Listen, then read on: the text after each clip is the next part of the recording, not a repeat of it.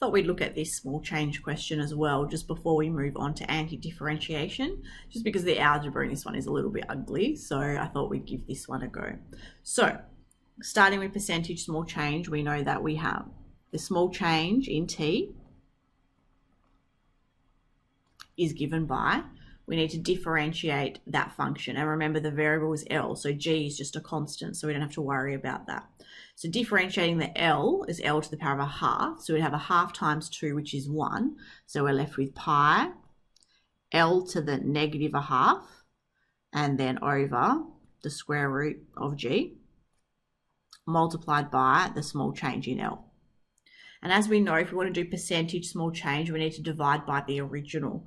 So we divide both sides by t, but on the right-hand side, when we divide by t, we don't put t, we put what t is in terms of L.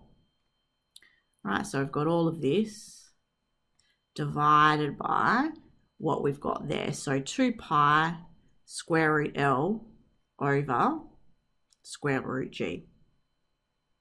Okay, and this is where this algebra comes into it. So really we've got a fraction divided by a fraction.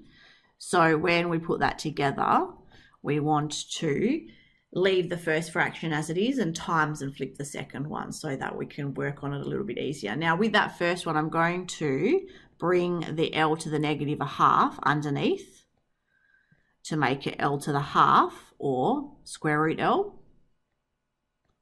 times and flip the bottom fraction, so square root G over 2 pi square root L.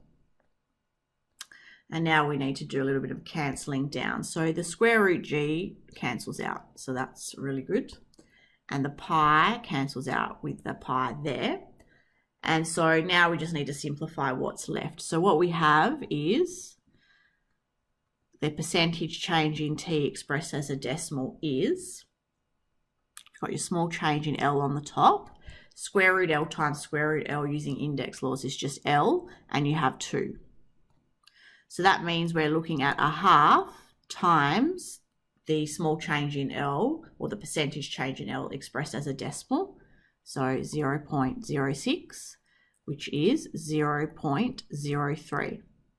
So altogether, what can we say? We can say, so therefore, t increases, because again, we've got a positive, by 3%.